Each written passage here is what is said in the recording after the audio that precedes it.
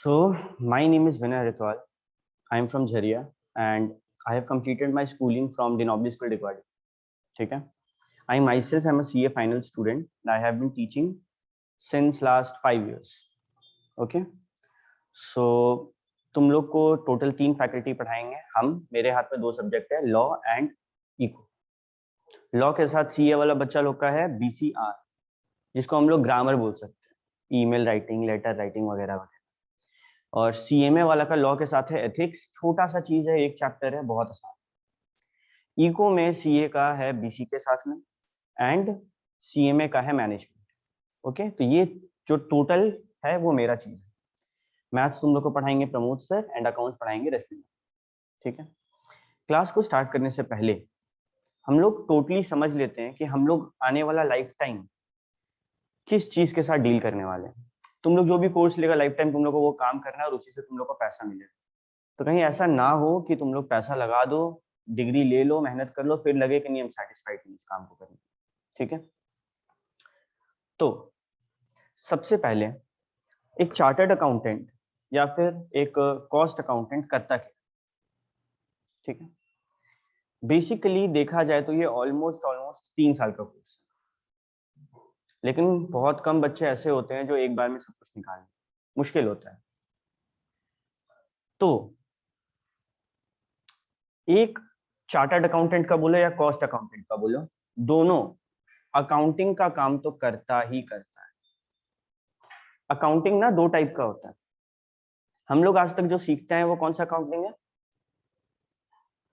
Financial accounting है ना P&L balance sheet cash flow ratio analysis और एक होता है कॉस्ट अकाउंटिंग जो कॉस्ट अकाउंटिंग होता है अभी फॉर एग्जांपल एक मोबाइल फोन का एग्जांपल लेते हैं ठीक है मेरे पास ये मोबाइल फोन है तो फैक्ट्री में ये मोबाइल फोन बनता होगा अब जो इस मोबाइल फोन का दाम सेट हुआ मानो 30,000 तो वो दाम सेट आदमी जो है वो सोच के करता होगा इसका कॉस्ट को कम से कम रखना है ताकि प्रॉफिट ज्यादा से ज्यादा हो कॉस्ट अकाउंटेंट का यही काम है कि इसका कॉस्ट कम से कम है कि नहीं तुम लोग खुद सोचो ना अगर ये मोबाइल बन रहा है तो इसके लिए कुछ रॉ मटेरियल लगता होगा है ना चिपसेट लगता होगा बोर्ड लगता होगा पोर्ट लगता होगा हार्डवेयर लगता होगा सॉफ्टवेयर लगता होगा तो अगर एक फैक्ट्री में वो सारा चीज स्टॉक में रखा रहता होगा अभी हम ज्यादा मंगा लेंगे तो हमको एक एक्स्ट्रा रूम लेना होगा उसको रखने के लिए तो मेरा वेयर हाउसिंग यानी कि रेंट का खर्चा बढ़ेगा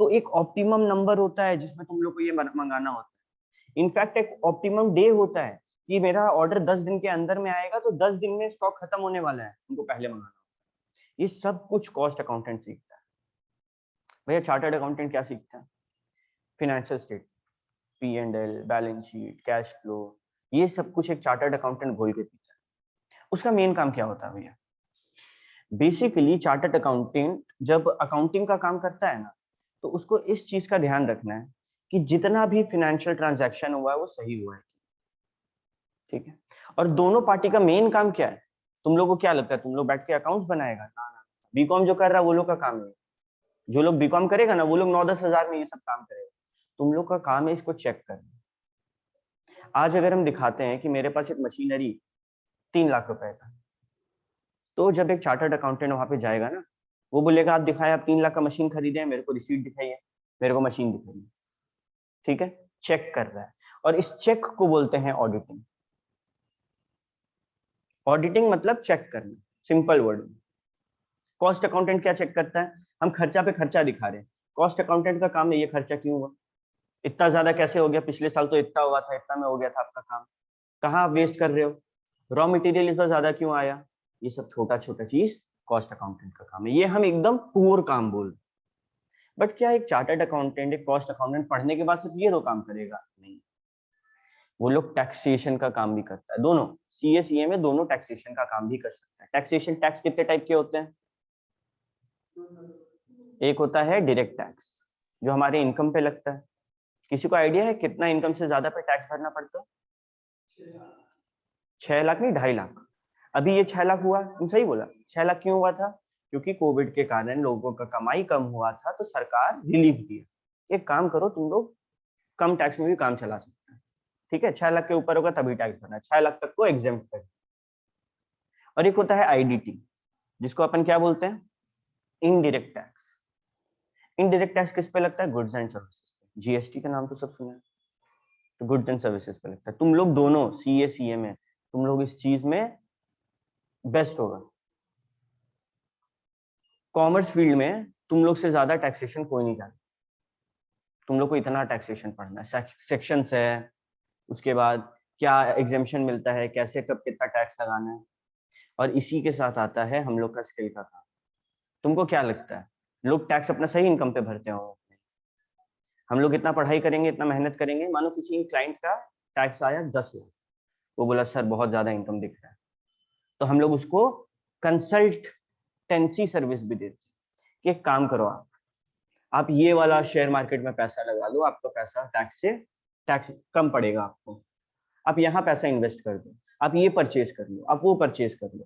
तो लीगल कंसल्टेंसी का भी काम देते हैं। अभी एक और लीगल कंसल्टेंसी में काम होता है कि तुम लोग मानो कोई लफड़ा में पड़ गया, बहुत सारा बिजनेस डे टू डे कुछ ना कुछ घपला करता है, प्रॉब्लम में फंस जाता है, वहां पे तुम लोग इसका मदद करेंगे। मतलब भैया हम लोग कोर्ट भी जाएंगे, बिल्कुल। इनकम टैक्स में कोई लफड़ा हो गया, तुम लोग को जाना होगा और तुम लोग को वहां पे बताना होगा कि क्या प्रॉब्लम हुआ, लीगल लीगल नॉलेज का यूज करना होगा। इसीलिए तुम लोग देखा होगा तुम लोग का लॉ है, ठीक है। आफ्टर दैट फिनेंशियल मैनेजमेंट, सबसे भारी जगह। मतलब इसमें तुमको जो सैलरी मिलेगा ना उसका कोई लिमिट नहीं। फिनेंशियल मैनेजमेंट मतलब कि जो लोग के पास बहुत पैसा है, वो लोग अपना पैसा घर पे रखते होंगे कैश नहीं, वो लोग chartered accountant, cost accountant, CFA, MBA in finance, ये लोग को हायर करते, कंपनीज के पास जाते हैं जहाँ पे हम लोग काम करें, और हम लोग को बोलेंगे कि भाई कहाँ पैसा लगाना है देखो। हम लोग अलग अलग मार्केट में लगाते हैं, शेयर मार्केट, डिबेंचर मार्केट, कहाँ पे म्यूचुअल फंड्स में लगा दिए, पोर्टफोलियो बना दिए, वगैरह वगैरह, जो तुम लोग जब फाइनल निकालेगा तुम लोग एकदम प्रो हो जाए। तो फिनेंशियल मैनेजमेंट से तुम लोग देखा होगा, ऑब्वियसली सब बच्चा सर्च किया होगा लाइफ में एक बार, हाईएस्ट सैलरी इन कॉमर्स में, तो नंबर 1 पे आता है इन्वेस्टमेंट बैंक। यही है, यही काम है। लेकिन एट द सेम टाइम जहां रिटर्न ज्यादा है वहां रिस्क भी ज्यादा है, ठीक है। और भी बहुत सारा सर्विसेज है जो सीए में देता है, बट हम जो है एकदम पूर सर्विस के बारे में तुम लोग को बताएं। बहुत सारा सर्विस सीए में दे सकता है। तुम लोग इतना ज्यादा मेहनत करेगा ना कि तुम लोग के सामने अपॉर्चुनिटी का कमी नहीं है। कोई भी कॉस्ट अकाउंटेंट या चार्टर्ड अकाउंटेंट भूखा नहीं सोएगा, अनएम्प्लॉयड नहीं रहेगा, इसका गारंटी है, ये फ्यूचर प्रूफ करिए, ठीक है। ओके, तो कॉस्ट अकाउंटेंट चार्टर्ड अकाउंटेंट क्या करता है समझ में आ गया। सैलरी का बात करते हैं। एक देखो, अब ऑब्वियस सा बात है, तुम लोग सब कोई पैसा लगा रहा है, तो तुम लोग का दिमाग में होता होगा कि भैया क्या सैलरी क्या होता है। तो अगर तुम लोग नया नया जॉब लेने जाएगा, 5 से 6 लाख तुम लोग को मिल जाएगा आराम से, और ये सिटी टू सिटी डिपेंड करता है। जैसे कोलकाता में 5 से 6 लाख इज बहुत, कोलकाता सस्ता जगह है, बट मुंबई में यही चीज तुमको 8 लाख में, क्योंकि मुंबई महंगा जगह है सिटी के अकॉर्डिंग। तो ऑन एन एवरेज 5 से 6 लाख हम लोग समझ सकते हैं तुम लोग मोटा मोटी एक मिनिमम कमाए। हाँ, अगर तुम लोग एक्सपीरियंस नहीं है, आगे हम सिखाएंगे कहाँ पे एक्सपीरियंस मिलता है, तुम लोग 0 रुपया कमाएंगे, क्योंकि तुम लोग को फ्यूचर में पैसा डिग्री का नहीं मिलेगा, तुम लोग जो काम करेगा उसका मिलेगा। समझ आया? यस, देखो चार्ट, जैसे तुम्हारा एक्सपीरियंस बढ़ेगा तुम्हारा सैलरी बढ़ेगा। भैया मिनिमम सैलरी आज तक चार्टर्ड अकाउंटेंट का कितना गया? ऐसा भी चार्टर्ड अकाउंटेंट जो कुछ नहीं कमाता, उसका हम नहीं ले रहे हैं। मिनिमम पैकेज मिला है 4,37,000 पर ईयर, ये पर मंथ नहीं है, ठीक है। 4,37,000 इनफ है, ठीक है। ऐसा नहीं है कि इंसान का घर नहीं चलेगा। एवरेज सैलरी ऑलरेडी सेट 6 से 8 लाख के बीच में होता है। हाईएस्ट सैलरी कितना गया? 2,000,000 20 लाख रुपया, और ये हाईएस्ट नहीं है। हाईएस्ट हम तुम लोग को बता सकते हैं बड़ा बड़ा कंपनी का सीईओ, सीएफओ, ये जो होते हैं ना, यहाँ पे कॉस्ट अकाउंटेंट चार्टर्ड अकाउंटेंट बैठते हैं। अगर इन्वेस्टमेंट बैंकिंग में है, आई हैव सीन पीपल जो लोग साल का ना 10 करोड़ के ऊपर कमाते हैं, तुम लोग नेट पे भी देख सकते हैं, ठीक है। ओके, राकेश झुंझुनवाला का नाम सुना है? शेयर मार्केट में बहुत बड़ा नाम है, चार्टर्ड अकाउंटेंट। तो हाईएस्ट का कोई सीमा नहीं होता, चाहे तुम किसी भी कोर्स, ठीक है। एक बेगर का हाईएस्ट सीमा नहीं होता, एक भिखारी कितना बड़ा करोड़पति बन जाता है। तो ये तो हम लोग माइनस कर देते। तो सैलरी समझ में आया कि आज से 3-4 साल बाद तुम लोग कितना कमाने लगे। अब बात करते हैं कॉस्ट अकाउंटेंट का। ये लोग ऑन एन एवरेज 5 से 6 लाख रुपया कमाता। भैया सीए का एवरेज ज्यादा है और सीएमए का एवरेज कम है, ऐसा क्यों? क्योंकि ना मार्केट में एक हवा बना हुआ है। I am clearing it on the very first day. CA और सीएमए में ज्यादा अंतर नहीं है। अंतर कहाँ पे पड़ता है पता है? सीए का बच्चा लोग पढ़कर भी पास नहीं होता बहुत। ओके, मेरा आवाज आ रहा है? जूली मेरे को ये बना दे तो, पोस्ट बना दे तो, पार्टिसिपेंट्स में जाकर क्लिक कर मेक होस्ट कर दें। Yes, thank you so much. जबरदस्ती थैंक यू बोल दी इसको। जूली ठीक है। तो एक 19-20 का फर्क होता है सिर्फ इस नाम पे कि चार्टर्ड अकाउंटेंट बहुत कम परसेंटेज होता है पासिंग का। ठीक है, तो जहाँ पे इतना ज्यादा बैरियर है वहाँ पे सैलरी भी ये लोग को थोड़ा ज्यादा मिलता है। ठीक है, बट ऐसे बहुत सारे कॉस्ट अकाउंटेंट है जो चार्टर्ड अकाउंटेंट से ज्यादा कमा रहे हैं। इट इज ऑल अबाउट आप कितना जानते हो। यस, एक कॉस्ट अकाउंटेंट का मिनिमम सैलरी 2,41,000 गया और मैक्सिमम अगेन नो लिमिट। तो समझ में आ गया कितना जेब में आने वाला है 3-4 साल बाद। ओके भैया, प्रोसेस क्या है? अगर हम इस कोर्स में आए हैं तो एक बार एक प्रोसेस का ओवरव्यू तो जरूरी है ना? कैसे क्या करना है। तो सबसे पहले एडमिशन। भैया एडमिशन कैसे होता है? 2 तरीका होता है एडमिशन। एक, तुम लोग 12th निकाला या फिर 12th अपीयरिंग है, तब तुम लोग फाउंडेशन का एग्जाम दो और एडमिशन ले लो। या फिर बहुत बार ग्रेजुएशन के बाद लोग एडमिशन करना चाहते हैं। तो अगर तुम ग्रेजुएशन कर लिया, यानी कि बीकॉम बीए जो भी है कर लिया, उसके बाद तुमको फाउंडेशन देने का जरूरत नहीं है। तुम सीधे, ये लेवल 1 है, तुम सीधे पहुंच गया कहाँ? लेवल 2 में, जिसको क्या बोलते हैं हम लोग? इंटरमीडिएट। सीएमए का बात कर रहे हैं, इंटरमीडिएट। तो चाहे फाउंडेशन के द्वारा आओ चाहे डायरेक्ट एंट्री, इंटरमीडिएट पे तुम लोग को पहुंचना है सबसे पहले। ठीक है, फाउंडेशन एंट्री लेवल एग्जाम जिसका तुम लोग अभी तैयारी कर। ओके, आफ्टर दैट जैसे ही तुम लोग का इंटरमीडिएट हो जाएगा, तुम लोग को ट्रेनिंग करना होगा। ये ट्रेनिंग का डेज वैरी करता है, तो इस पे ध्यान मत दो। ट्रेनिंग में क्या होता है बता रहे हैं। एक होता है communication and soft skill training, personality development जिसको बोल सकते हैं। तुमको सिखाएगा कैसे बात करना है, कैसे अपना रिज्यूमे बनाना है, कैसे डील करना है प्रोफेशनल वर्ल्ड में। और एक होता है कंप्यूटर ट्रेनिंग, तुम लोग का जो सॉफ्टवेयर का काम है वो क्या है। तो ये ट्रेनिंग करना कंपलसरी है, ये इंस्टीट्यूट करवाता है, इसका ट्यूशन नहीं लगता।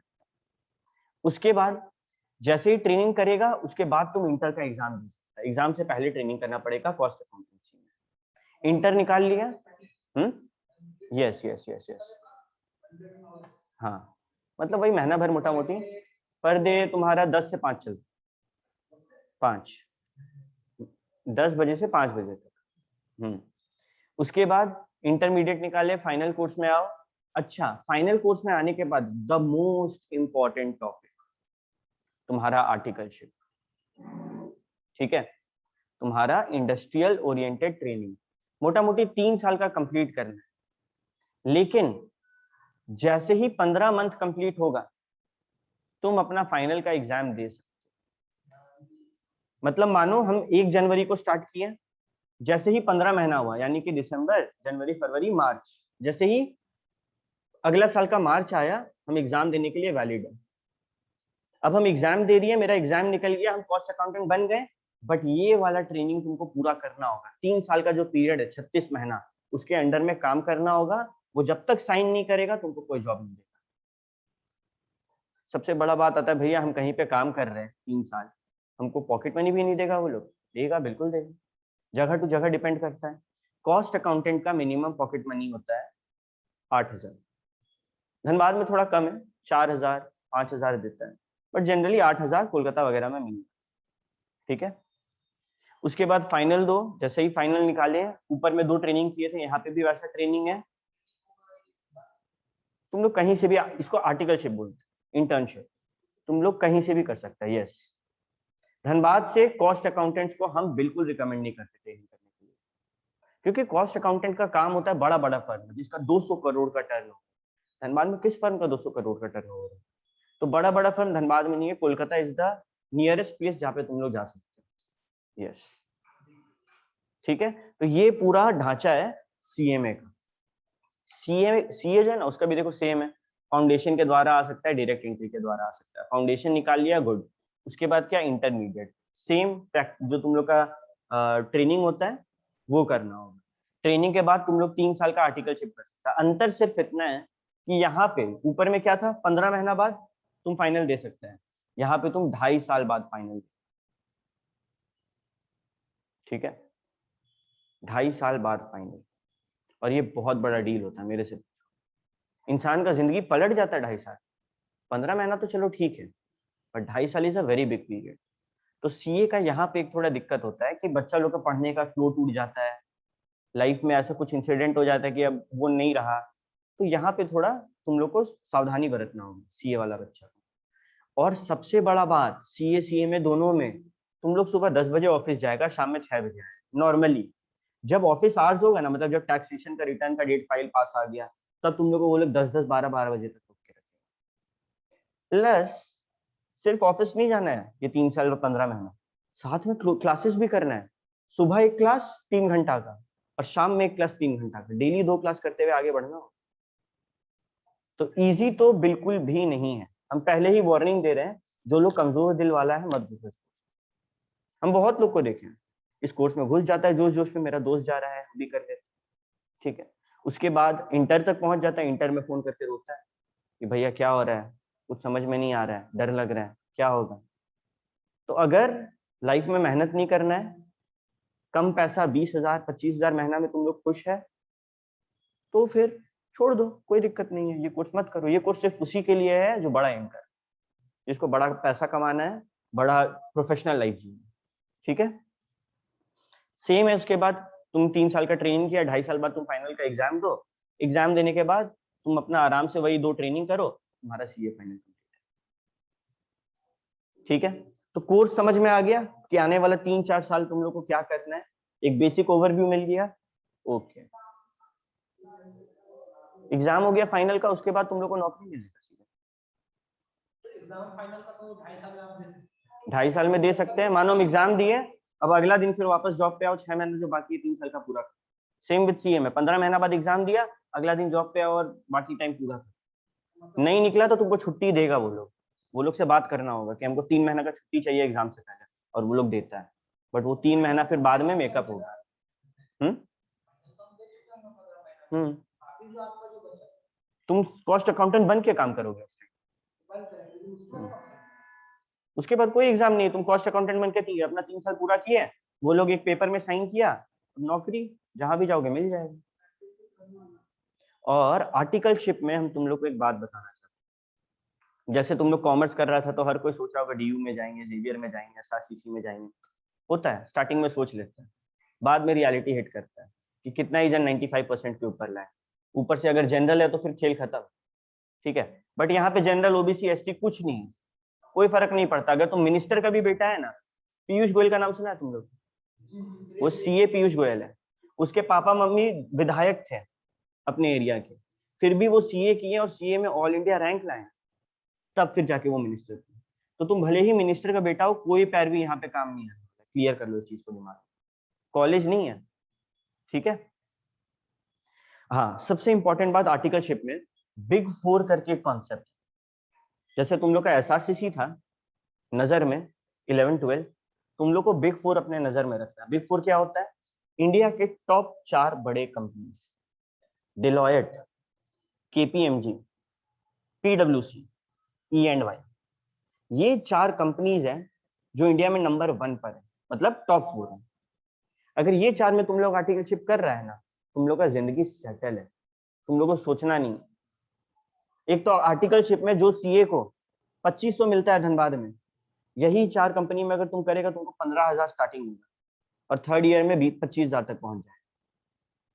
बट इसका रिक्वायरमेंट है, 2 रिक्वायरमेंट है। पहला, एक अटेम्प्ट में एग्जाम निकलना चाहिए, एक अटेम्प्ट।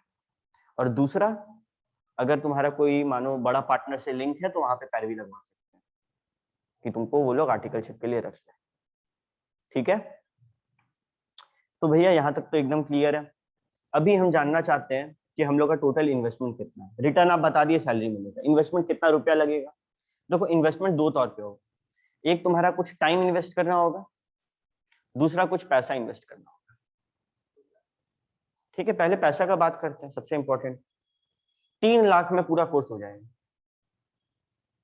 ठीक है, फाउंडेशन में तुम लोग का अभी ट्यूशन फी कितना है, 14,000, और प्लस कितना लगा, सीए वाला का 9,200 लगा, और सीएमए वाला का 4,000 या 6,000 लगा। ठीक है, उसके बाद इंटर आएगा, इंटर में सीए वाला का लगेगा, मतलब दोनों का समझ लो अराउंड 20,000 लगेगा, इंस्टीट्यूट को देना है, और टोटल ट्यूशन 70,000 में हो जाएगा। ये एक बार में पेमेंट नहीं करता। ठीक है, ये 70,000 एक बार में पेमेंट नहीं होता, अलग अलग ग्रुप होता है जिससे पेमेंट करना होता है। और सेम विद फाइनल, इसका भी सेम है ऑलमोस्ट। तो 3 लाख मैक्सिमम लगेगा पूरा कोर्स करने में, अगर तुम घर बैठे बैठे करें। और इंटर के बाद तो तुम लोग खुद कमाना शुरू कर देगा।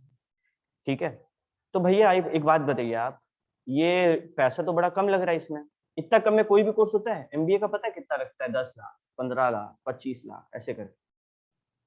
लॉ में भी अगर अच्छा कॉलेज से करेगा तो ज्यादा लगेगा। तो ये तो बड़ा सस्ता कोर्स है रिटर्न ऑन इन्वेस्टमेंट के हिसाब से। इन टर्म्स ऑफ मनी इससे सस्ता कोर्स तुम लोग कहीं नहीं ढूंढ सकते, गारंटी है। लेकिन इन टर्म्स ऑफ टाइम जो तुम लोग देगा वो सबसे भारी चीज है। मतलब तुम लोग सोच लो, जब तुम लोग का जवानी बर्बाद, दिमाग में बैठा लो कि ये जो लाइफ है ना 18 to 24 नहीं जी पाएगा तुम लोग खुल के।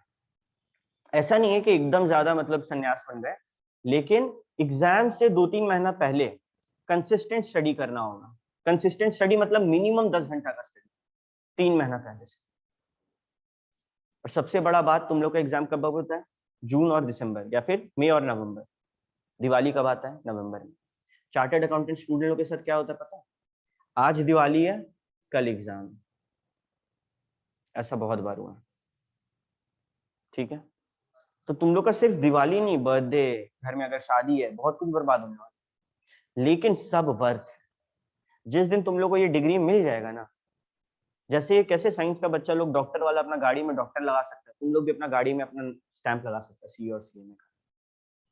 और ये एक अलग फीलिंग होता है, जब तुम लोग लगा के घूमेगा तब समझ में आएगा। बहुत, हम लोग के पेरेंट्स हम लोग को एक नाम गिफ्ट किए सबको, ये जो टाइटल है ना, ये तुम लोग खुद को गिफ्ट कर सकते हैं, लेकिन इसके लिए बहुत ज्यादा मेहनत लगेगी। अगर कोई बच्चा इंटेलिजेंट है लेकिन हार्ड वर्क नहीं करना चाहता है, नहीं निकाल पाएगा ये कोर्स। मेरे बैच में हुआ, जो स्टेट टॉपर था वो ये कोर्स नहीं निकाल पाया, फाउंडेशन लेवल पे नहीं निकाल पाया, क्योंकि वो हार्ड वर्क नहीं किया था। अगर तुम इंटेलिजेंट और हार्ड वर्किंग है, तुम्हारा रैंक आए, ऑल इंडिया रैंक टॉप 50 में आओगे। और अगर तुम सिर्फ हार्ड वर्किंग हो, तुम्हारा गारंटी निकलेगा और हो सकता है ऑल इंडिया रैंक। ठीक है,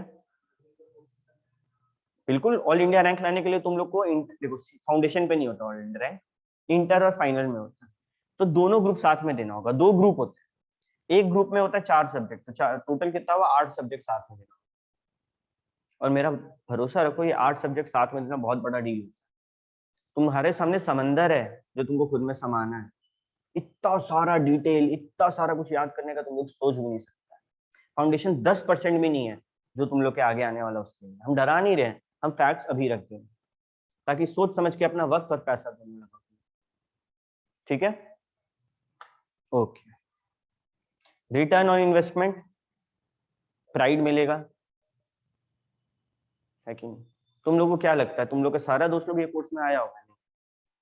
अगर 100% बच्चा कॉमर्स में है ना तुम लोग का क्लास में, तो सिर्फ 10% आता है यहाँ, क्योंकि बाकी 90% जानता है कि हमसे नहीं हो पाए, नहीं सेक्रीफाइस कर पाएंगे। तो जब 10 साल बाद तुम लोग मिलोगे ना अपने दोस्त लोग से, एक प्राइड महसूस होगा, क्योंकि हम मेहनत किए तो आज हम बेटर पोजीशन। दूसरा, मार्केट में रिस्पेक्ट मिलता है, खुद को सेल्फ एस्टीम महसूस होता है।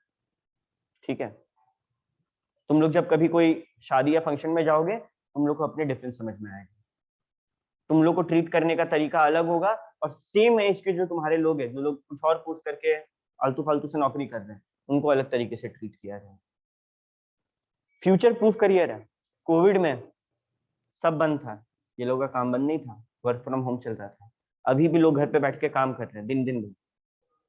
तुम सोचो जो लोग घर पे बैठ के काम कर रहे हैं, जिसका अकाउंट में 80,000 आ रहा है, क्या खर्चा किया होगा कोविड में। अगर 6 महीना कोविड रहा, 10,000 रुपया खर्चा किया होगा हर महीने, 70,000 बचा होगा। 7 इंटू 6,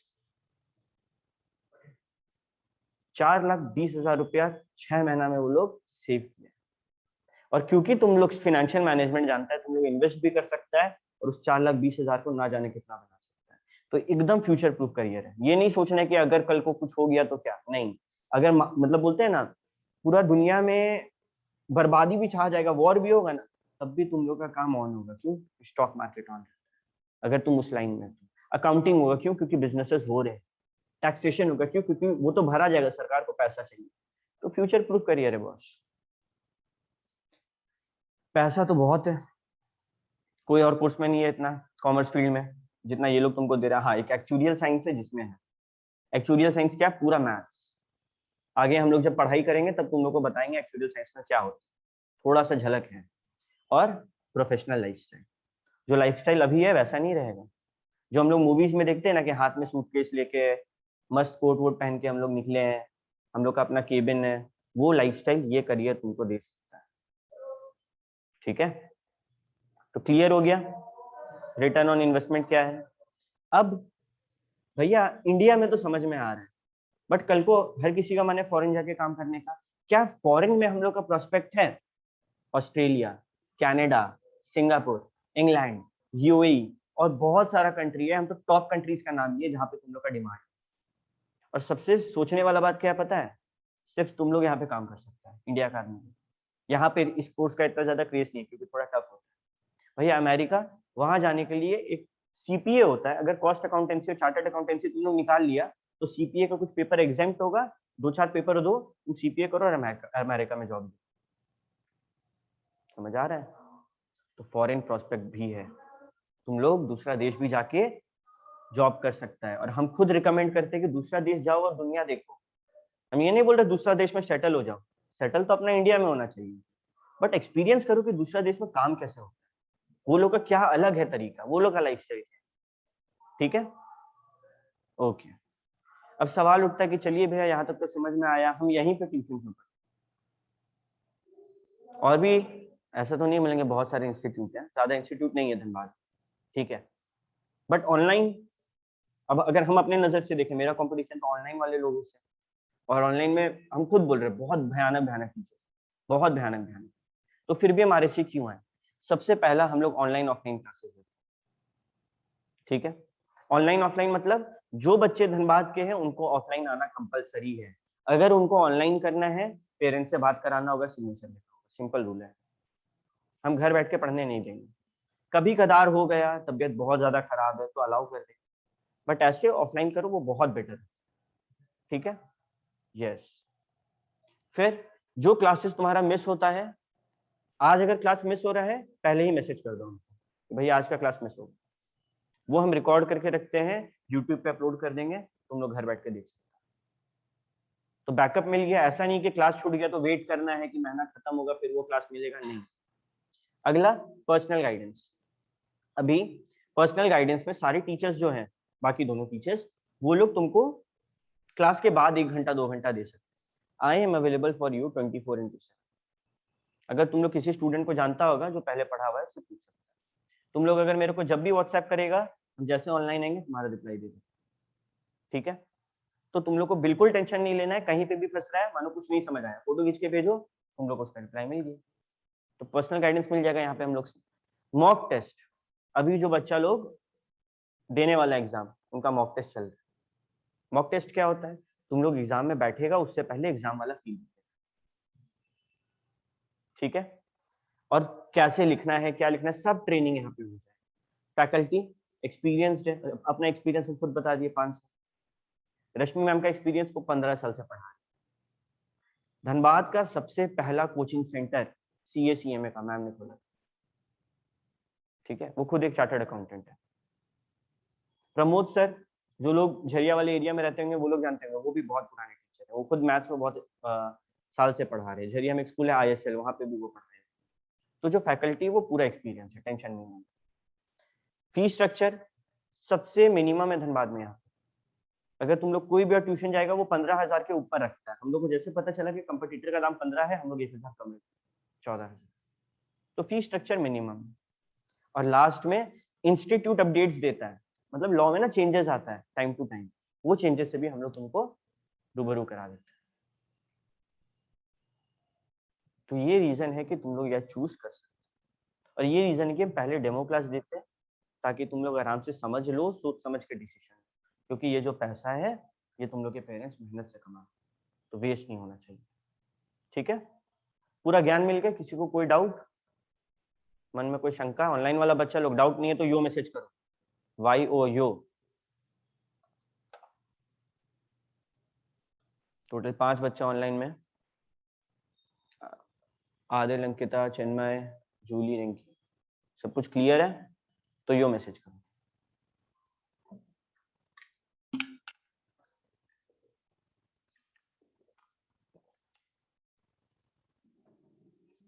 तो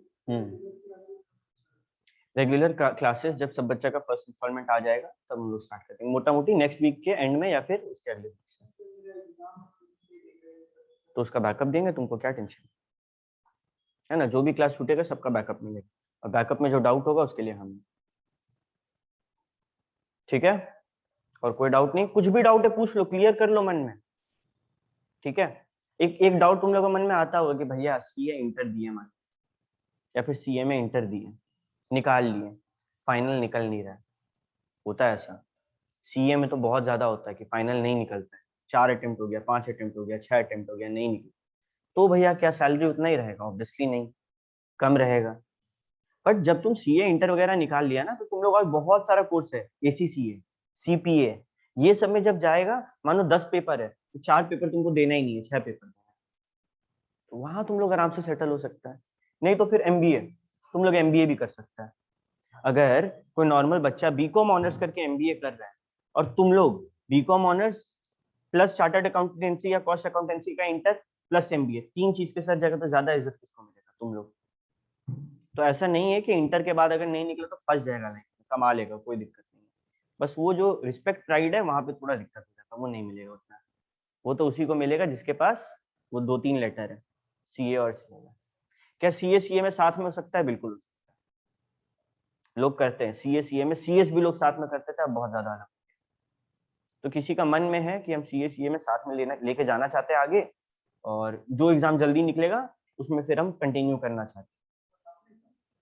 1 महीना का गैप होता है।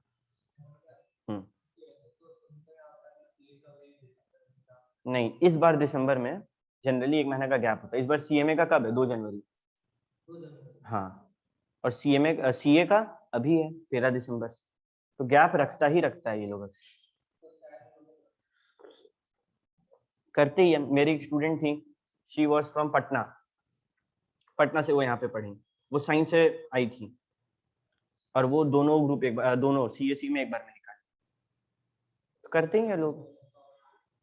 नहीं क्या, नहीं ट्यूशन का सेम दाम, फॉर्म में वहाँ 4,000 एक्स्ट्रा लगेगा सीएमए का, और अगर सीए का करेगा तो 9,200, वो तो एक्स्ट्रा लगेगा।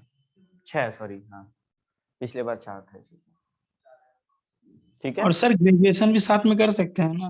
ग्रेजुएशन साथ में करना है, ग्रेजुएशन से कॉम्प्रोमाइज नहीं करना है। ऐसा हो सकता है कि ग्रेजुएशन और सीए का एग्जाम या सीएमए का एग्जाम क्लैश कर जाए, तो भाई ग्रेजुएशन देना। सीए सीएमए साल में 2 बार होता है, अगली बार दे देना। ग्रेजुएशन से कॉम्प्रोमाइज नहीं होना चाहिए, क्लियरली हम बोल रहे हैं। डेट सेम हो सकता है फ्यूचर में, कभी किस्मत बुरा रहा तो। ठीक है, एकदम ग्रेजुएशन पे ध्यान देना, ग्रेजुएशन से एकदम कॉम्प्रोमाइज नहीं करना। ठीक है, क्योंकि वो एकदम अलग फील्ड है। हाँ, तुम लोग जब सीए फाइनल या सीए में फाइनल निकाल लेगा ना, तुम लोग को मास्टर्स का डिग्री भी मिल जाएगा, ये तो बताना ही भूल। मतलब जो एमकॉम एमए होता है ना, तुम लोग को वो डिग्री भी मिल गया। अब जितना भी पीएचडी वगैरह है, तुमको मास्टर्स करने का जरूरत नहीं है, तुम फाइनल निकाल लिया, हाँ, ग्रेजुएशन के बाद खत्म, पीएचडी कोई काम नहीं, मास्टर्स का जरूरत नहीं पड़ेगा। ठीक है, चलो, तो हम लोग आज का क्लास को स्टार्ट करें। हम लोग आज स्टार्ट करने वाले हैं लॉ। ठीक है, क्लास को स्टार्ट करने से पहले हम कुछ बेसिक चीज सबसे पूछना चाहते हैं, यहाँ पे कोई भी बच्चा है जिसका रजिस्ट्रेशन नहीं हुआ इंस्टीट्यूट के साथ? नहीं हुआ है। वो फॉर्म भरा है 6,000 रुपया का CMA में और 9,200 का पेमेंट CMA? नहीं। कब करेगा? एकदम अभी करना, दिसंबर तक में एकदम कर लेना, ठीक है। ऑनलाइन में कोई बच्चा नहीं है ऐसा जिसका रजिस्ट्रेशन ना हुआ हो? महीना भर लग जाता है। PDF, हाँ वही बुक रहेगा, हम PDF दे देंगे मेरे पास, ठीक है। फोन तो चाहिए होगा, ठीक है। ओके, चलो क्लास को स्टार्ट करते हैं। तो सबसे पहले हम लोग आज क्या स्टार्ट करने वाले हैं? आज हम लोग स्टार्ट करने वाले हैं लॉ। और लॉ में सबसे पहले हम लोग स्टार्ट क्या करने वाले हैं? Indian contract act. ये एक ऐसा एक्ट है कि तुम चाहे इंजीनियरिंग करो, चाहे MBA करो, चाहे कुछ भी करो, BCom BA सब में है। मतलब ये जो अभी पढ़ रहे हैं BCom में भी आने वाला। क्या होता है इंडियन कॉन्ट्रैक्ट एक्ट? कॉन्ट्रैक्ट क्या होता है? एक्ट क्या होता है? ये बाद में साल क्यों दिया है? सब हम समझाने वाले हैं, ठीक है। सबसे पहले ये जो ईयर है ना, ये रिप्रेजेंट करता है कि ये एक्ट कब इंडिया में इन्फोर्स हुआ, कब बना था। ये साल कौन सा जरा देखो। 1872। तब हमारे प्राइम मिनिस्टर कौन थे? देश आजाद ही नहीं हुआ था तब तो। 1947 में तो देश आजाद हुआ। यानी कि ये लॉ किसके अंडर में आया था? ब्रिटिशर्स के अंडर में। यानी कि ये लॉ में सबसे ज्यादा कॉन्सेप्ट कहाँ का होगा? ब्रिटिश लॉ का। बहुत मतलब कॉपी पेस्ट हुआ था, फिर धीरे धीरे थोड़ा बहुत चेंजेस किया गया। तो 1872 में 1 सितंबर 1872 में ये इंडिया पे लगा, ठीक है। तो भैया ये पूरा इंडिया में लगा था? स्टार्टिंग में तो ये जम्मू कश्मीर में नहीं, लेकिन अब ऐसा कुछ है क्या? अब कोई भी ऐसा लॉ नहीं है जो जम्मू कश्मीर में नहीं लगता। अब जम्मू कश्मीर इंडिया का विभिन्न हिस्सा है, तो जो लॉ इंडिया में लगेगा, GST इंडिया में लगेगा, जम्मू कश्मीर में भी लगेगा। तो अगर CMA का बच्चा लोग को पूछा है पिछले बार, Indian contract act is applicable in whole of India except, 4 option था, Jammu Kashmir, Ladakh, Gujarat, none of the above. None of the above पे टिक करके आना, क्योंकि ये सब पर लग रहा है अब, ठीक है। पहला होता तो कश्मीर पे नहीं लग रहा था। अच्छा आगे बढ़ते हैं। ये तो समझ में आ गया। ये भी समझ में आ गया भैया कि इंग्लिश लॉ का बहुत ज्यादा यूसेज है। इंग्लिश लॉ यानी कि जो ब्रिटिशर्स के राज में आया, तो वहीं से ना भाई आया यहाँ पे लॉ। तो इसमें इंग्लिश लॉ का बहुत ज्यादा यूसेज है। अगर इसका पार्ट को डिवाइड करें, इंपॉर्टेंट है। फर्स्ट पार्ट सेक्शन 1 से 75 का, इसमें जो भी जनरल प्रिंसिपल है, कॉन्ट्रैक्ट कैसे होता है, कॉन्ट्रैक्ट में कौन होता है, ये लफड़ा हो गया तो क्या करना है, सब ज्ञान। उसके बाद सेकंड पार्ट सेक्शन 124 से 238, ये कुछ स्पेशल काइंड ऑफ कॉन्ट्रैक्ट के बारे में तुम लोग को बताएगा, ठीक है। तो हम लोग अभी ज्यादा कुछ नहीं पढ़ रहे, हम लोग एकदम बेसिक पढ़ रहे हैं। तुम लोग का अभी CMA इंटर में भी इंडियन कॉन्ट्रैक्ट एक्ट है, जिसमें पूरा बेसिक मतलब एकदम डीप ज्ञान दिया, ठीक है। ओके, तो सबसे पहला बात, कुछ बातों का ध्यान रखना है। Law of contract is neither the whole law of agreement nor the whole law of obligation. इसको समझने के लिए ईयर तो समझ गया तुम लोग, कॉन्ट्रैक्ट समझना और एक्ट समझना, तो एक्ट हम समझाते हैं, ठीक है। अभी ना पूरा मारपीट हो रहा था मार्केट में, लोग अनशन पे बैठ रहे थे, क्यों? कोई बिल को लेकर, फार्म बिल है ना, फार्मर्स प्रोटेस्ट पे बैठे हुए थे। तो बिल क्या होता है? Bill is basically a set of rules जो पार्लियामेंट में पास होगा तो एक्ट बन जाएगा। बिल जब पार्लियामेंट में पास होता है तो क्या बन जाता है? एक्ट बन जाता है। सिटीजन अमेंडमेंटशिप बिल था, CAB बोलते थे। अचानक से कुछ दिन में क्या बोलने लगे? CAA। क्यों? पार्लियामेंट में वोटिंग हुआ कि इसको बिल को एक्ट बनाना है, इसका लॉ लाना है। तो क्या हुआ? पार्लियामेंट में बहुमत हासिल हुआ, मतलब ऐसा नहीं कि पार्लियामेंट में 10 जन है तो 6 जन हाँ बोला, नहीं, स्पेशल रेजोल्यूशन पास होता है। मतलब जितना लोग पार्लियामेंट में है उसका 2/3 का मंजूरी चाहिए। मानो 12 लोग हैं तो 2/3, यानी कि मिनिमम 8 जन का मंजूरी चाहिए। जैसे 8 जन का मंजूरी बनेगा बिल एक्ट में कन्वर्ट हो जाएगा। ठीक है, तो ये एक्ट है, मतलब ये लॉ पूरा प्रॉपर कानून। अब आते हैं हम लोग वर्ड कॉन्ट्रैक्ट में। कॉन्ट्रैक्ट में आने से पहले एक एग्जाम्पल है जिसको हम लोग को समझना हो।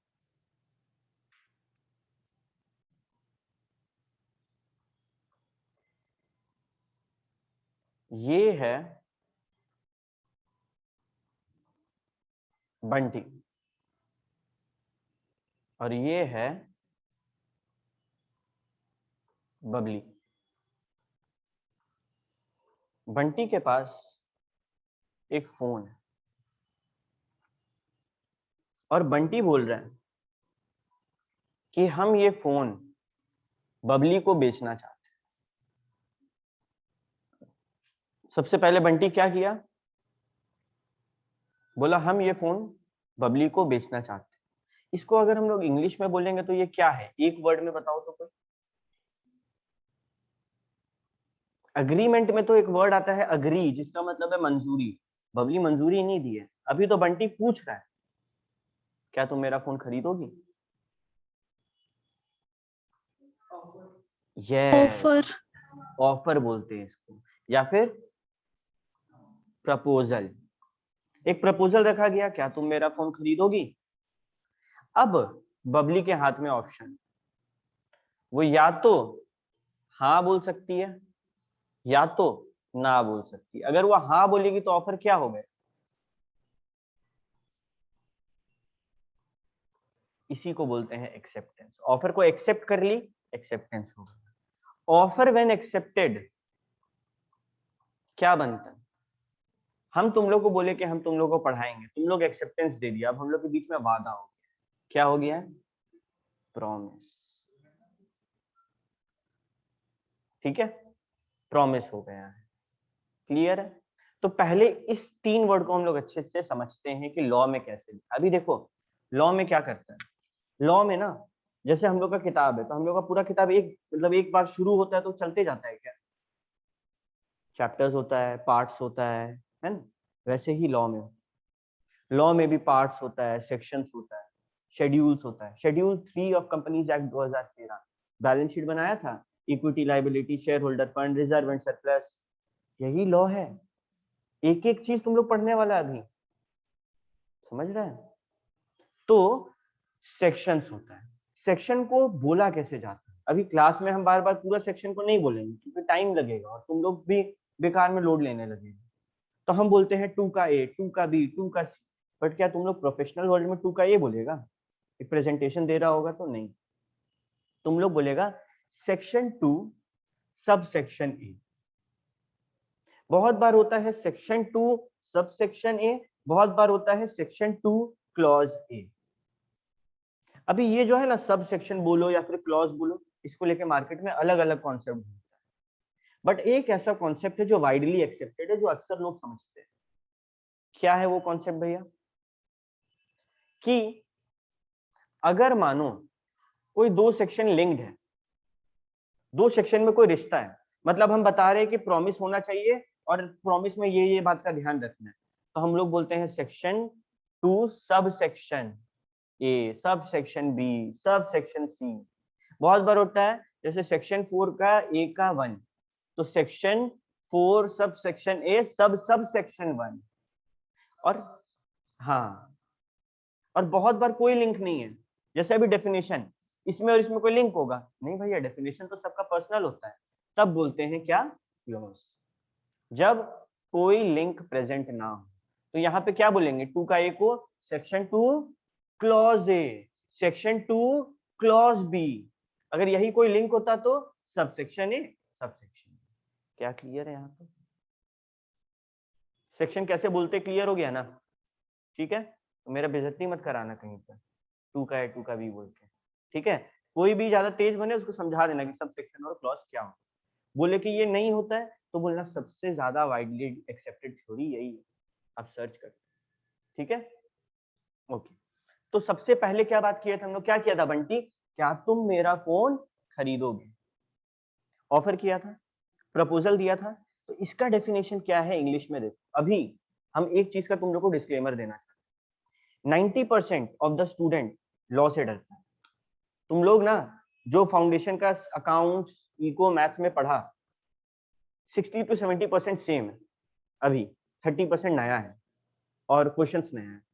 बट लॉ तो पहली बार तुम लोग छू, लॉ का सबसे ज्यादा पेचीदा चीज होता है उसका भाषा।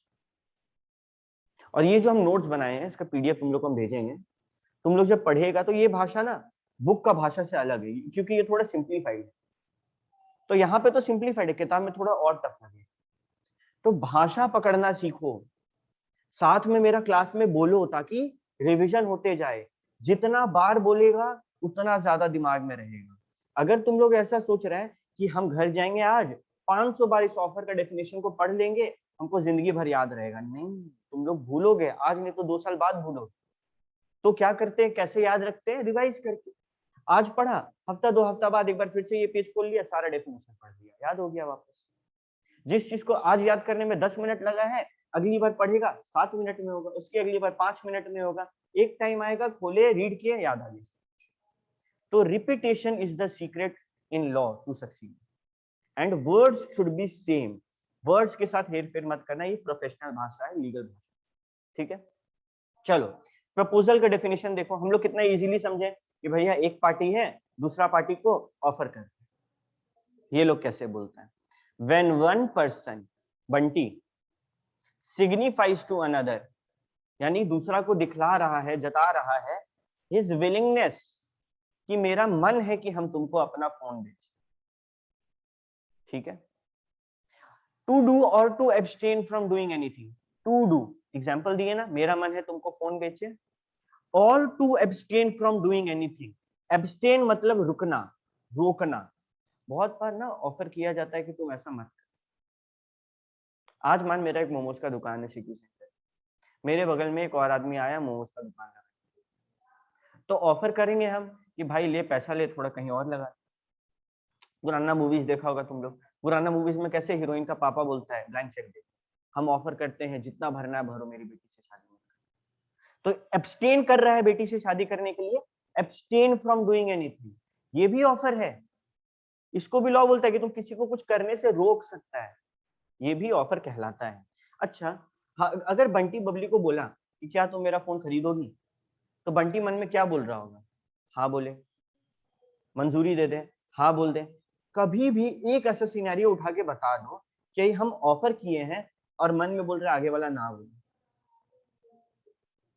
ऐसा नहीं होता है, समझ आया।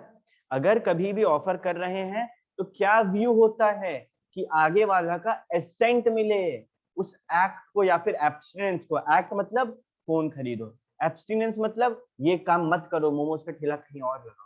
दोनों को क्या चाहते हैं, हाँ बोले मेरा ऑफर को, ठीक है। He is set to make a proposal. एक वर्ड का डेफिनेशन देखो लो कैसे, भैया कैसे याद होगा ये, अभी से डर लग रहा है। सिंपल टेक्निक मालूम है किसी भी चीज को याद करने का क्या होता है, तोड़ तोड़ के याद करना। सिंपल टेक्निक अभी क्लास में हम लोग याद कर लेते हैं, ऑफर का डेफिनेशन समझ में आ जाएगा। सारा डेफिनेशन ऐसे बैठा के याद नहीं करवाएंगे, ठीक है, बट थोड़ा बहुत करते हुए चलेंगे, तुम लोग को हैबिट हो जाएगा। तो सबसे पहले ऑफर में एक हिस्सा उठाते हैं, when one person signifies to another, पहला हिस्सा, his willingness to do or to abstain from doing, दूसरा हिस्सा, with a view to obtain the assent of there to such act or abstinence, तीसरा हिस्सा, he is said to make a proposal, ठीक है। तो अभी पहला हिस्सा मेरे साथ सबको रिपीट करेगा, when one person signifies to another। Second हिस्सा, ऑनलाइन वाला घर में बच्चा नहीं बोल रहा है तो उसको माता रानी का पाप पड़ेगा, ठीक है, घर पे बोलना है, घर वाला को एहसास होना चाहिए कि तुम लोग पढ़ रहे हैं, ठीक है। ऐसा होना चाहिए कि तुम्हारे पेरेंट्स फोन करके बोले सर मत पढ़ाइए इसको, इतना कान में दर्द हो गया है, ठीक है। तो सेकंड हिस्सा, हिज विलिंगनेस टू डू और to abstain from doing anything,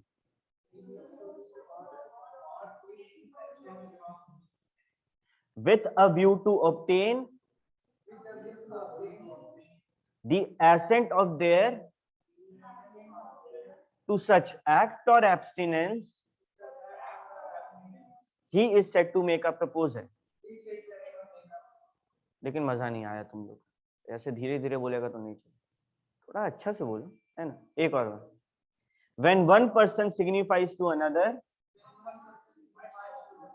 his willingness to do or to abstain from doing anything with a view to obtain the assent of their to such act or abstinence, he is said to make a proposal, है ना। तो इसी तरीके से जब तोड़ तोड़ के तुम लोग घर में पढ़ेगा, तुम लोग को याद, अभी ये 100% है ना, तुम लोग को 10% याद भी हो गया होगा। पहला लाइन याद होगा कि भैया one person signifies to another his willingness to do और to abstain from doing anything, ठीक है, with a view to obtain the assent of there to such act or abstinence, he said to propose, ठीक है। तो जब तक जैसे हम बोले तुम लोग को याद ना हो, याद करते जाओ, ठीक। प्रपोजल क्लियर है? ऑनलाइन वाला बच्चा लोग को यो मैसेज करो।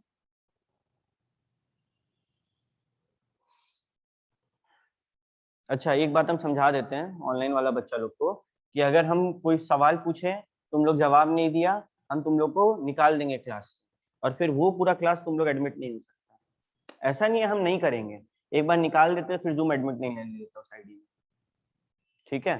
तो ये वार्निंग हम पहले ही दे रहे हैं। देखो अब ये रूल हम क्यों लाए, एक बार हम क्लास में पढ़ा रहे थे, एक बच्ची कैमरा बंद करके रखी थी, हम बार बार पूछ रहे, देख रहे कि जवाब नहीं दे रही, तो हम उसको डांटे कि जवाब दो। वो क्या की, गलती से माइक के जगह वीडियो ऑन कर दी, और हम देखे कि वो मस्त कंबल में लेटी हुई है, खुद को एकदम ओढ़ हाड़ के, और वो मेरा वीडियो क्लासेस देख रही है। तो ऐसे पढ़ाई थोड़ी होता है कि तुम थोड़ा 20 मिनट का झपकी ले लिया, जब तक टीचर बोले। क्लास में तो झपकी लेगा तुम पकड़ देंगे, ऑनलाइन वाला बच्चा वो कैसे पकड़ेंगे, रिप्लाई देते, रिप्लाई नहीं देगा, क्लास से निकाल देंगे, वो क्लास फिर ना बैकअप मिलेगा ना आगे बढ़ पाएगा, ठीक है। चलो आगे बढ़ते हैं। यहां तक तो भैया क्लियर है कि बंटी ऑफर किया, अगला ऑफर एक्सेप्ट हुआ था, याद है, बबली बोली थी हाँ हम ये फोन खरीदेंगे, एसेंट दी थी। एसेंट का मतलब क्या सीखे थे, मंजूरी दी थी। तो when the person to whom the proposal is made, यहाँ पे किसका बात हुआ था, बंटी का। 2 का ए में ऑफरर का बात हो रहा था, ऑफर करने वाला ऑफरर, ऑफर जिसको मिलता है ऑफरी, करने वाला ऑफरर, मिलने वाला ऑफर, करने वाला प्रॉमिसर, प्रपोजर, जिसको मिले प्रॉमिसी, प्रपोजी, सिंपल बोला, ठीक है। तो when the person to whom the proposal is made, जिस बंदे को या बंदी को हम प्रपोजल दे रहे हैं, अगर वो अपना एसेंट दे दे, signifies his or her assent thereto, the proposal is said to be accepted, ठीक है। A proposal when accepted becomes a promise. 2 का बी में क्या डिफाइन किया, एक्सेप्टेंस डिफाइन नहीं किया, एक्सेप्टेंस डिफाइन नहीं किया 2 में। 2 में क्या डिफाइन किया है, 2 का बी में प्रॉमिस क्या होता है, प्रॉमिस के डेफिनेशन में ही एक्सेप्टेंस को डाल दिया, ठीक है। तो इसको भी साथ में हम लोग रीड करते हैं एक बार। When the person to whom the proposal is made signifies his assent thereto, the proposal is said to be accepted. A proposal when accepted becomes a promise. Simple है ये तो, ये इसलिए सिंपल लग रहा है क्योंकि हम लोग ऑफर में इतना ज्यादा, ठीक है। यहां तक तो क्लियर हो गया। ये 2 डेफिनेशन बाय हार्ट याद करना, प्रॉमिसर और प्रॉमिसी का डेफिनेशन याद नहीं करना है क्योंकि वो तुम लोग को याद है, प्रपोजल देने वाला प्रॉमिसर, जिसको प्रपोजल मिला। तो 2 का सी में प्रॉमिसर कौन है, प्रॉमिसी कौन है, ये बताया है, ओके। अभी ऑफर प्लस एक्सेप्टेंस क्या हुआ, प्रॉमिस, ठीक है। आगे बढ़ते हैं, ध्यान से सुनिए। एक प्रॉमिस में जब कंसीडरेशन प्रेजेंट हो तो उसको agreement, what is this consideration, ये कॉन्सेप्ट ना बड़ा इंटरेस्टिंग है। एक कॉन्ट्रैक्ट कॉन्ट्रैक्ट नहीं है अगर उसमें बदले में हमको कुछ ना मिल रहा। आज अगर हम तुम लोग को फ्री में पढ़ा रहे हैं और तुम लोग से वादा किए कि तुम लोग को 6 महीना फ्री में पढ़ाएंगे और 2 महीना में तुम लोग को धोखा दे दिए, तुम लोग मेरे पे केस कर पाएगा? नहीं कर पाएगा। क्यों? क्योंकि आप फ्री में पढ़ा रहे थे, आपको बदले में कुछ नहीं मिल रहा था। यहाँ पे बंटी फोन दिया, बदले में पैसा नहीं मिला, फोन खराब हो गया, बबली केस कर सकती है? नहीं, फ्री में मिला है। तो बदले में क्या होना जरूरी है? क्या होना जरूरी है? कंसीडरेशन होना जरूरी है। What is consideration? Something in return मिलना जरूरी है। हर कॉन्ट्रैक्ट में समथिंग इन रिटर्न होता है। कितना होता है डजंट मैटर, हम 1 रुपया में भी कर सकते हैं। तुम लोग को एग्जांपल देते, MS धोनी मूवी आया, मूवी के लिए धोनी जो अपना बायोपिक अलाउ किए देने के लिए, पैसा लिए 1 नहीं, धोनी बहुत पैसा लिए थे, वो सारे चैरिटी में दिए। मिल्खा सिंह वो लिए थे 1 रुपया, क्योंकि कंसीडरेशन नहीं तो कॉन्ट्रैक्ट नहीं। No consideration no contract. Consideration क्या? जो बदले में मिलता है, समथिंग इन रिटर्न। ठीक है, हम तुम लोगों को पढ़ा रहे हैं, बदले में बोल सकते हैं ठीक है फीस मत देना, मेरा घर में राशन पहुंचा। कंसीडरेशन है, कॉन्ट्रैक्ट। समझ आ रहा है बात? No consideration no contract. अभी कंसीडरेशन का तुम लोग डेफिनेशन देखिएगा ना, माथा घूम जाए। एक बार खाली रीड करो, तुम लोग सबको अपना मन में रीड करो।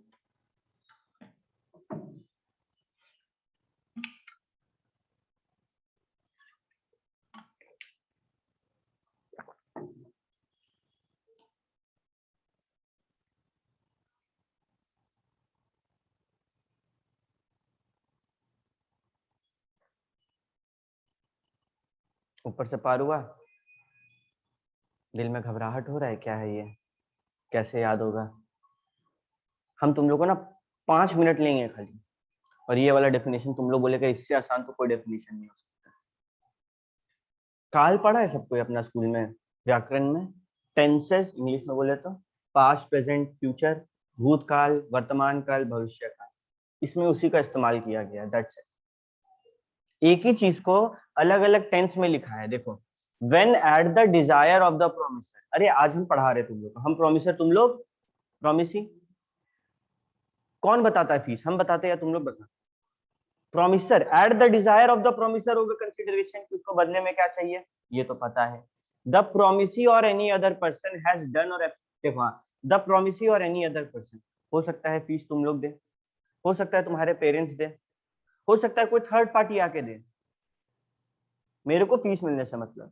हो सकता है प्रोमिसी दे, हो सकता है any other person they.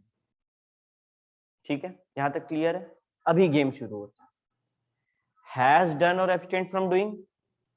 Has क्या होता है, कौन सा टेंस है?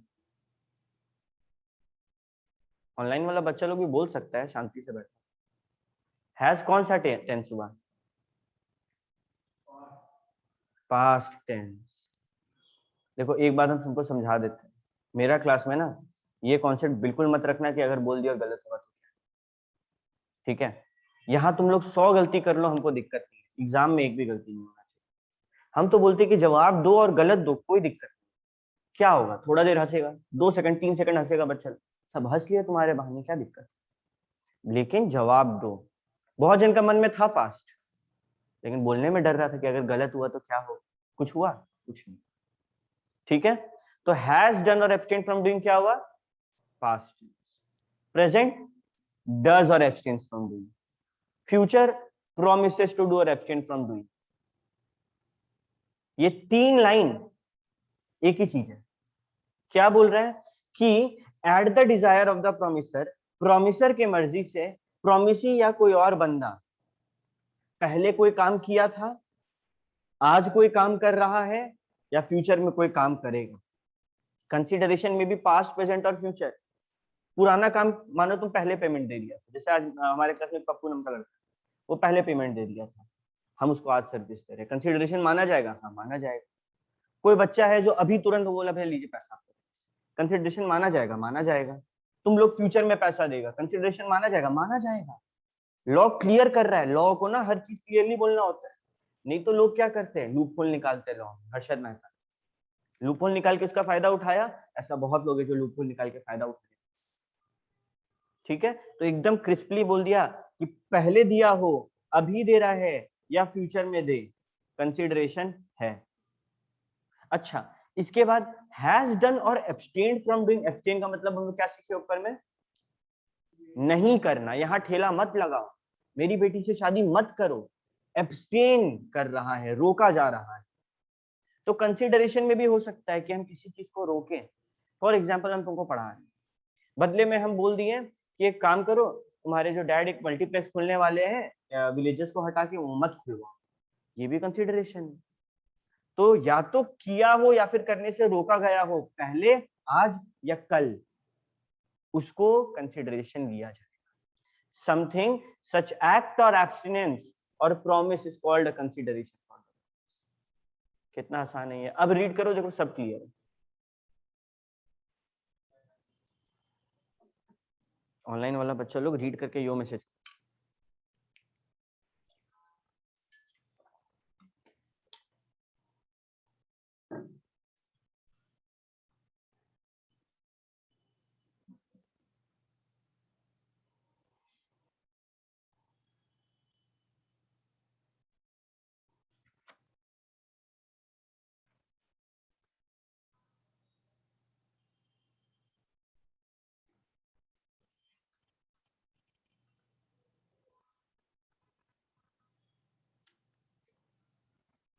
इजी लगा ना? अब नहीं आया समझ में? अभी आया ना? अब इसको रटना भी पड़ेगा। सीएमए वाला बच्चा का फिर किस्मत अच्छा रहा, तो जैसे अभी घर बैठे बैठे एमसीक्यू हो रहा है वैसे होगा। सीए वाला बच्चा लोग को नहीं, गलती उन लोगों को रटना ही पड़ेगा, कोई ऑप्शन। वो सीपीटी था, अब फाउंडेशन हो गया, लेकिन एमसीक्यू ज्यादा टफ होता है। तुमको क्या लगता है चारों ऑप्शन में जमीन आसमान का अंतर होगा? एकदम पास पास में दे रहे हो, कंफ्यूज हो जाएगा, क्या करे अब, चारों सही लग रहा है। तो इसमें क्या होता है ना, अगर मेरे को चारों में से हम एक टिक गलत मारे, 0, और तुम लोग को तो 2 मार्क्स का एक पेपर सीएमए वाला का, इस बार 2 मार्क्स का एक क्वेश्चन, तो मतलब एक गलत तो 0, 2 मार्क्स गया हाथ से।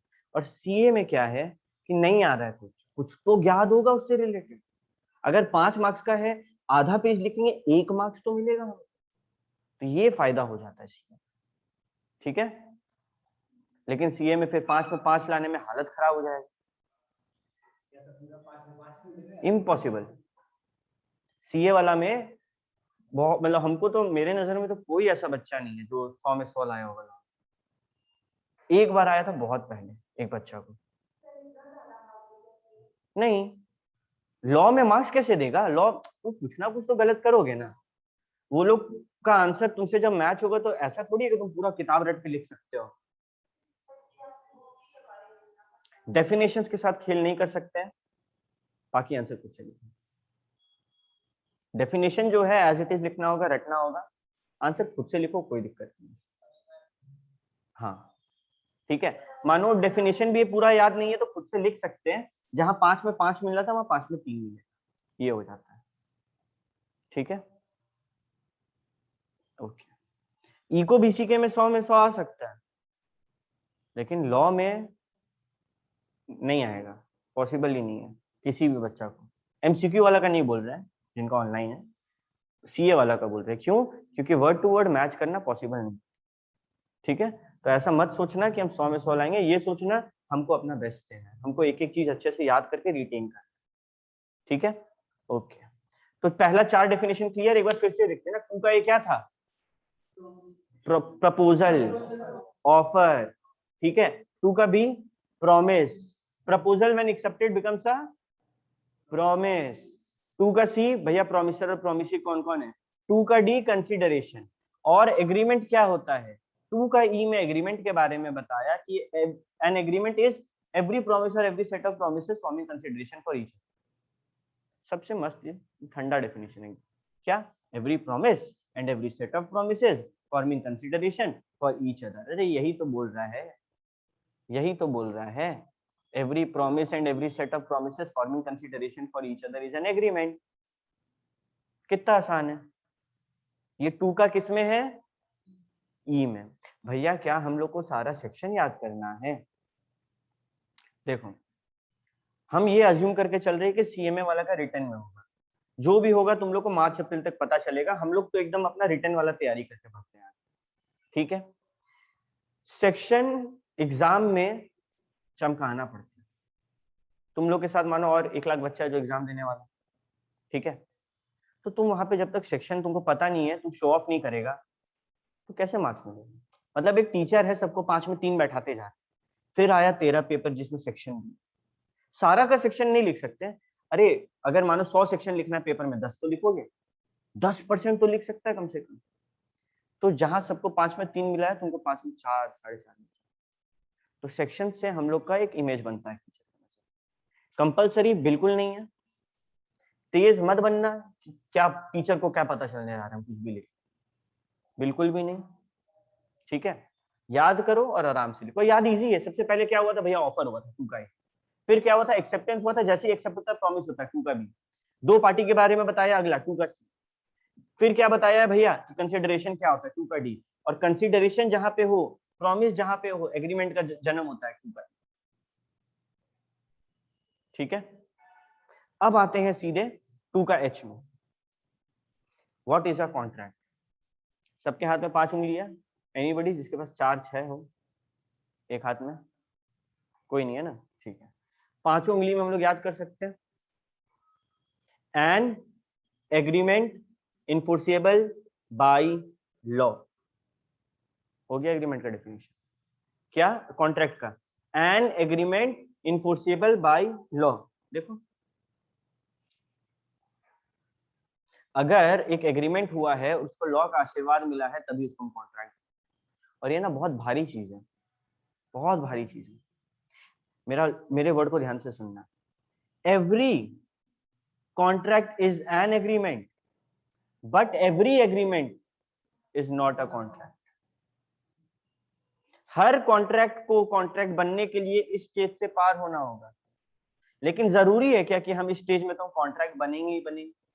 आज हम बोले तुम लोग को पढ़ाएंगे, तुम लोग बोला हम लोग पढ़ेंगे, ऑफर है, एक्सेप्टेंस है, ठीक है।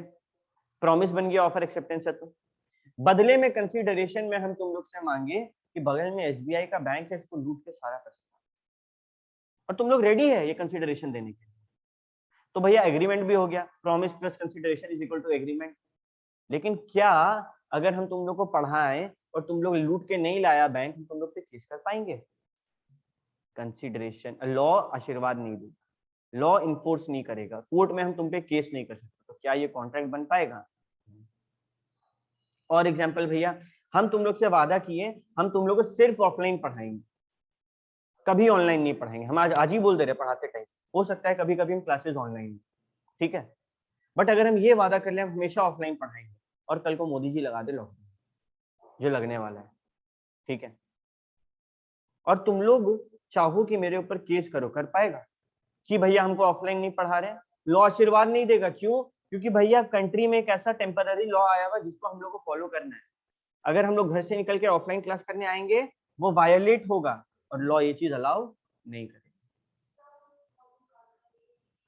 बाहर जाके बात कर लो, ठीक है। समझ में आ गया कॉन्ट्रैक्ट क्या होता है? क्लियर है यहां तक?